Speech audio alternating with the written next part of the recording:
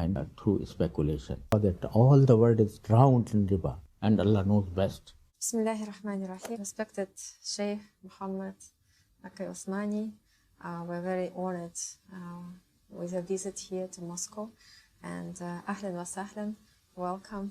We had a very busy days here in Moscow, and my first question is, how is your impression of Russia, particularly with regards to financial aspects and Islamic financial aspects, because you see a lot of questions, people here asking about that. Bismillahir Rahmanir Rahim. Alhamdulillahi Rabbil Alameen. Wa salatu wa salamu ala Rasulihil Kareem wa ala alihi wa ashabihi ajma'in. Amma ba'd. In fact, I was very much impressed by this visit to Russia. This was not my first visit to this beautiful country, but I have been here some 12 years ago also. And during this period, I found that Russia and Moscow particularly has developed more than it was when I visited first. So, and also it was very encouraging that the people, I found the people very gentle and also very kind to me, and I enjoyed the hospitality that should be between brothers, alhamdulillah. And also it was very useful because, alhamdulillah, we had certain opportunities to discuss the problems or issues facing Russia, and also we come closer to understand each other, and particularly in the field of Islamic finance. It was very great opportunity for me to introduce Islamic finance and the philosophy underlying it. And alhamdulillah, I had very good discussions during these meetings, during these seminars, and I had an opportunity to speak on Islamic finance in detail. I, alhamdulillah, received a number of questions very pertinent to financial matters, particularly for Islamic finance. And I had an opportunity to clarify some issues that were disturbing the minds of many. So I think that this visit is much more useful than it was in my first visit. And I thank my brothers in Russia and the public of Russia and the intelligentsia of the Russia. So I am very thankful for them to be very kind to me. And first of all, thanks to you, and alhamdulillah that to have such an opportunity to take knowledge, to take advice from you, Sheikh. And you travel to a lot of countries. What do you think is the level of understanding of Islamic finance in Russia now, comparing to other Islamic and non-Islamic countries? In fact, I visited so many countries where Muslims are in minority, where the system is secular, but I cannot say for sure which country is more receptive of Islamic finance. But the meetings I have attended and the people I have met, both I found that are very eager to learn about Islamic finance and to experience it in their business activities, and it is very encouraging for me. And I could not, in fact, I will tell you frankly that I did not imagine such kind of reception of Islamic finance as I found in this visit of mine. Okay. And let's move directly to financial issues. The core instrument of finance is money. So what is the main specific issue or issues of money? I mean, what is the difference between money according to Sharia and is according to the secular understanding of it? What are the main This is very pertinent question about Islamic finance. I have explained it in my lecture that money, the nature of money, the first philosopher, according to my limited knowledge, who spoke about money and its nature was Imam Ghazali, rahimahullah ta'ala, some 600 years ago. He was the first person who spoke about money and about its nature, and he said that money is not a commodity and it cannot be treated as such. So he said that whenever money will be made a commodity or considered to be a commodity, then it will harm the economic atmosphere at large. And therefore, after Imam Ghazali, there were many philosophers who also said that it's a medium of exchange. So the first person who said, according to my limited knowledge, who said that it is a medium of exchange is Imam Ghazali. But thereafter there came many philosophers who admitted that it is a medium of exchange. But unfortunately, they could not go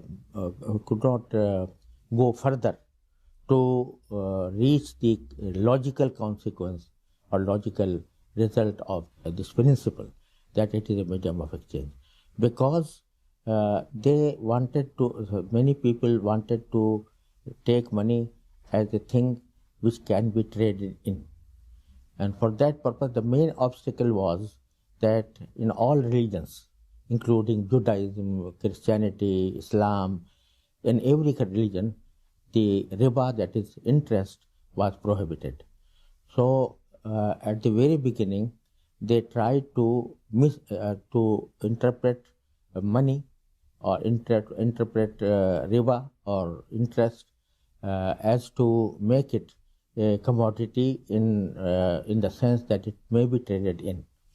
So once this obstacle was removed and this interpretation has dominated among the philosophers or among the economists, then they allowed interest on the basis that it was usury that was prohibited, that is a consumption loan. But if it is a commercial loan, then charging something above the principal should not be prohibited. Once they reached this conclusion, then it led to a number of transactions that were not, in fact, based on a sustainable economy. So, therefore, there came paper currency, and after paper currency, there came financial papers. They were traded. Then came creation of money through banks, which has nothing real. This is an artificial creation of money. And then came the derivatives in the form of futures and in the form of options and swaps. These derivatives grew more and more to make the economy a bubble, rather I will say as a balloon, which could be burst anytime. And this was the basic reason for the volatility of the economy throughout history. And there were many occasions where the world faced a crisis of recession, crisis of trade cycle.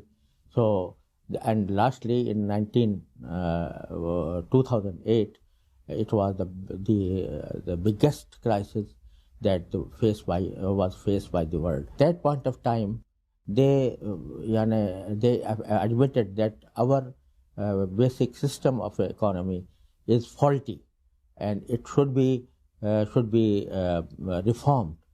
But again, the people who benefited from this kind of economy, they would not be ready to accept that we should make revolutionary changes in our economic system. So therefore, we are proceeding in the same direction as they wanted. I understand that derivatives, as they are prohibited by Islam because it's just a bubble. But what about fiat money? What is the attitude of the Sharia? About what? Fiat money, the paper money which are backed by the government. Does it conform to the Sharia perception of money, or every single currency should be backed by gold or some goods or some other assets? Actual position is that money, or even if it is a paper money, should have been backed by some commodity, like gold, silver, etc. But the problem of earning money without a real money, that led to accept this paper money. So the paper money at the outset was fully backed by gold or silver. Before that, yeah. Before early years, but unfortunately there came a fractional reserve system through which the amount of gold and silver behind the paper money reduced, and at last moment all the countries said that we don't have anything except dollars. But USA announced for the whole world that I have dollars, and these dollars are backed by gold, and therefore any time you can come to me and get gold from us by showing this dollar. In 1970, there was the first time in which USA backed out and said that I'm not able to give to you any gold or silver. So now we are left with some papers only. There is nothing behind it. The same can be said about cryptocurrency, because they're not backed by any goods. And as you mentioned during one of the lectures, that you are not ready to give any fatwas or decision about that. But can we conclude that cryptocurrency have the same drawback as the fiat money? This is one thing. And the other thing, as you mentioned, there is pure speculation as far as I understand. No, there is some basic differences between paper money and cryptocurrency. The basic difference is that even though the paper money has no backing at the moment, but still they are backed by a basket of goods and services. If go to any country, these notes or currency notes, they are backed by index of goods and services. But conversely, the cryptocurrency has no such backing so far. It was the first. It was just invented by a person who is not known so far, and then he started to market it, but he couldn't.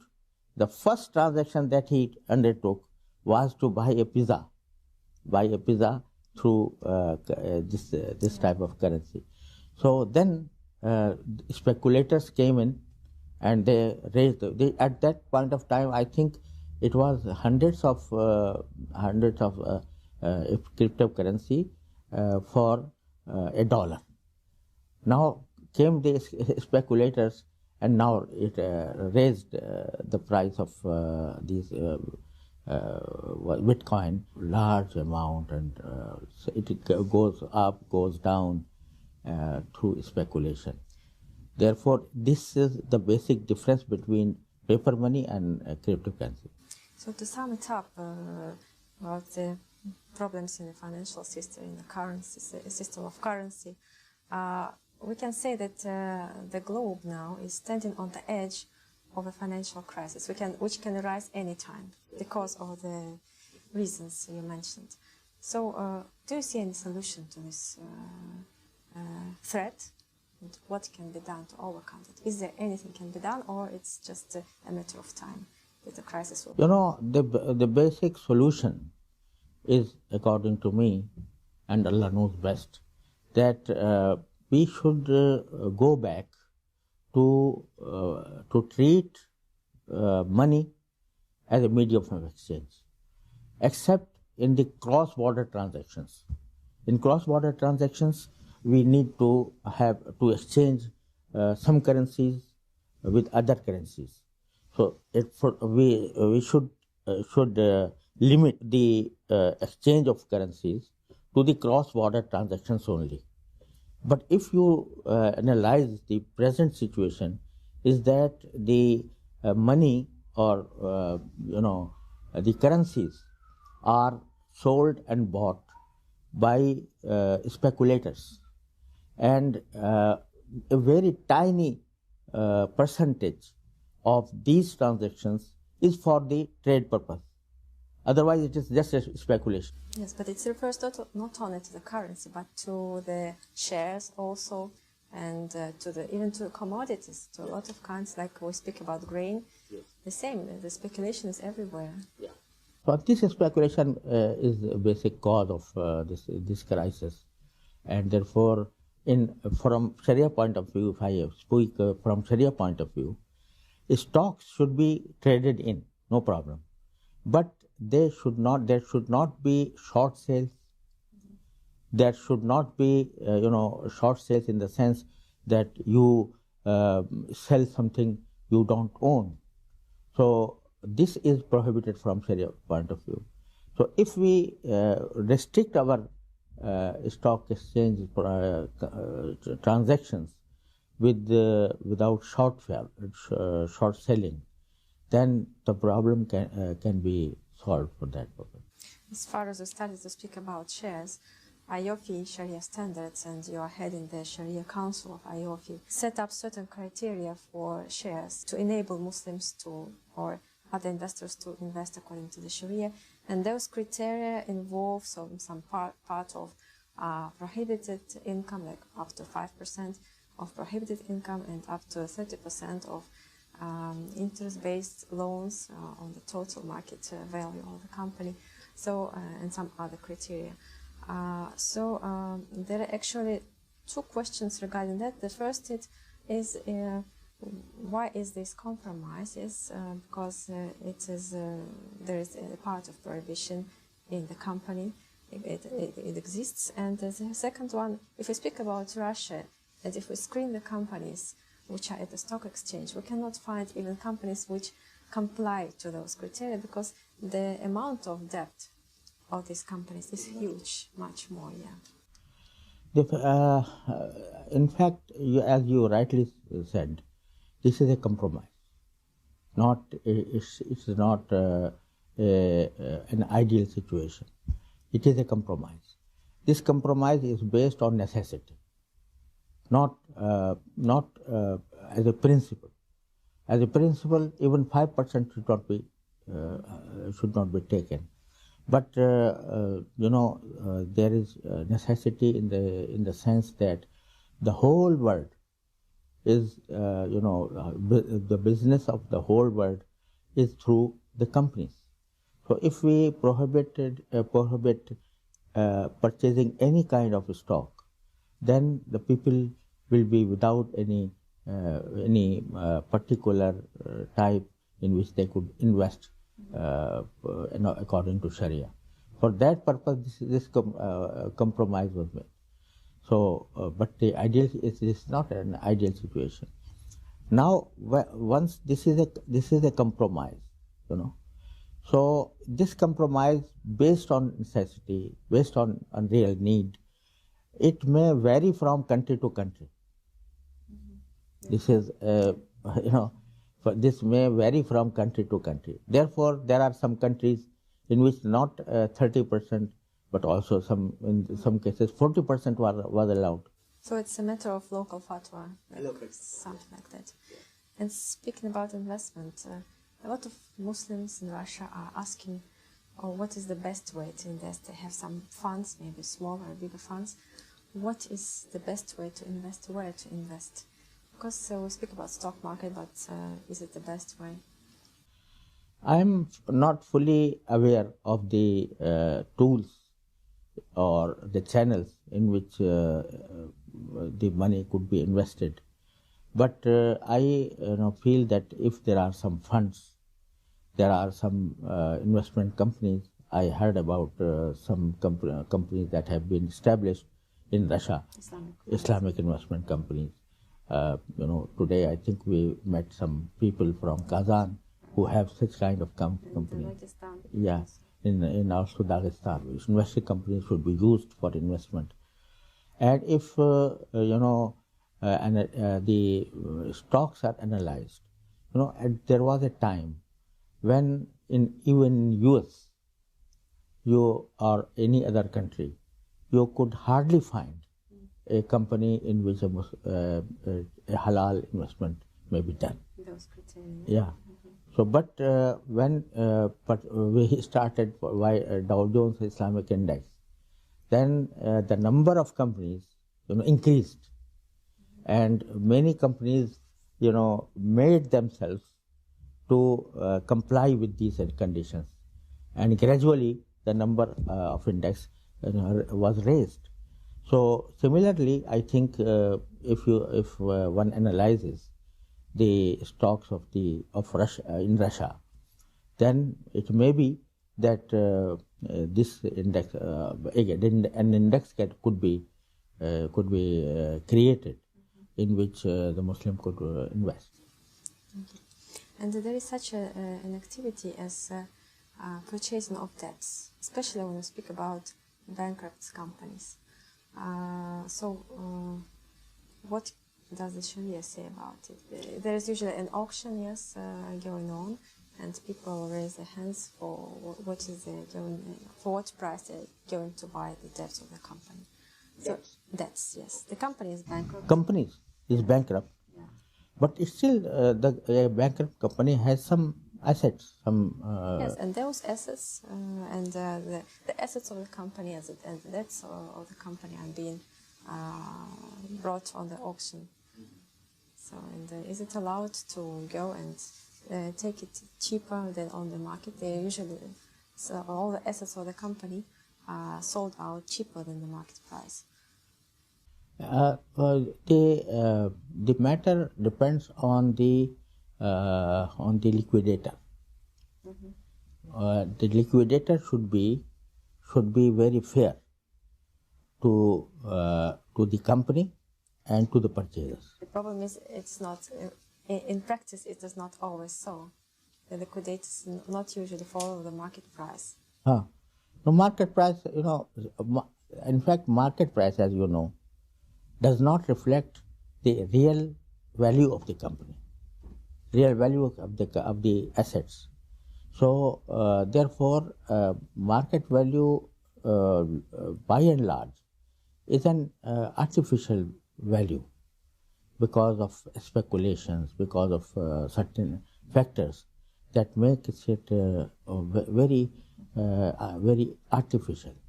But the real value, you may say it, not book value, but historical value, but the value of the real assets. So a liquidator, when he puts the company for auction, it should have in its mind the real value of the assets the company has. So it may be less than the market price, but it will reflect the real price of the assets owned by the company. So far as debts are concerned, the debts cannot be traded, according to Sharia, except to a par value.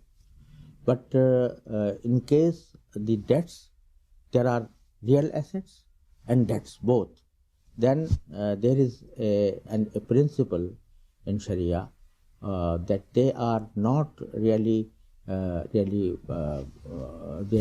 object of purchasing, but they are what we call it, tabe to the real assets. Tabe means they are relevant or going on, like related to. Related to the. If I want to buy debt, so that this is not allowed. But if I am purchasing a business which comprises some assets, real assets, and also some debts, then I can do that. And a small question about nisab in gold and nisab in silver. What's the difference between? Yes. And so what should the Muslims be oriented according to which kind of nisab? At the moment, normally silver has been taken as the basis of nisab. Silver. The minimum one. Yeah. Okay. Minimum one. So that because it is more beneficial to the poor people. But there are some countries in which the difference is so high that even a person who owns, for example, some percentage of silver cannot be regarded as a person who is able to give something in charity. Therefore, in that case, there are many options. We have in fiqh many options. So in some ways, some contemporary scholars say that then in that case we could base our nisab on gold, not on silver. Mm-hmm. And some people say no, there is we still will base our nisab on silver, but calculating the silver nisab, the matter, the way of calculation will be some different, Okay, so it's again a matter of the local factors. And my last question refers to your purpose of the visit actually to Moscow, the project Agrofin Most or Agro-Financial Bridge, which is involves increase of exports of agricultural goods in Russia, and with the use of Islamic financial instruments such as sukuk. And there are two actually questions. First is why Islamic investment don't come to Russia until now? Just briefly, maybe your opinion, if you have any. And the second one, what do you think about the trends in the sukuk market? I heard that there is lack of supply of the sukuk, and that's why there is over subscription to many issues of the sukuk. And do you think that Russia should issue sukuk on the foreign exchange? And where should it be? Dubai, Bahrain, or any other? Yes, of course. As I explained earlier, it is a very good project that you are thinking to start, and it will be beneficial for both, for Russia and for other Muslim countries. So, but the idea is very good, but in order to practice it, we have to study the involved issues very deeply, and if we are able to carry out a structure which is Sharia compliant at the one hand and also beneficial for both parties, so I think it will be very useful. And the sukuk, if the sukuk are issued on that basis, they have a good market, inshallah. And on which stock exchange? So it should be sukuk in USD or in some other euro, in some other international currency. But what is the country where to come with this issue to sell the? I think UAE will be in the best position to issue such a sukuk. I think a lot of people have a question. How did you come to this sphere, fiqh muamalat al-maliyya and the sphere of Islamic finance? Sphere of Islamic finance are both sides. There is a fear from those who do not really understand what Islamic finance is. So they say that when we speak about Islamic finance, it means that we are Islamize the whole country. So this is not true. No, even so. This is from one side. The other side is that when people outside Russia, they are a bit apprehensive. What will happen to their capital or their investment? So this kind of fear should be removed firstly by explaining the real sense of Islamic finance, and to the outer world that it is the best place for investment. And how did you personally got involved into this field? I mean, from your youth, young years, when you were a student, or how did you get interested? Or is this a kind of family tradition to study this field? Because we know that your son also is a well-known scholar in the field of Islamic finance. How did you get involved in this? I got involved because when I read the Holy Quran, and the Holy Quran, says that whoever is involved in interest is waging war against Allah subhanahu wa ta'ala. This was very alarming statement by the Holy Quran. So I tried that when I saw that all the world is drowned in riba, in usury or interest. So my conscience, led me to the effort that this kind of war with Allah should be removed. And I wish that your work, your thesis, your books really bring a new picture of the world, of the globe, of the economy that we see now, that it will be moving for the better. And coming back to the project of Agrofin Most, you have been invited to enter the council, the board of the project.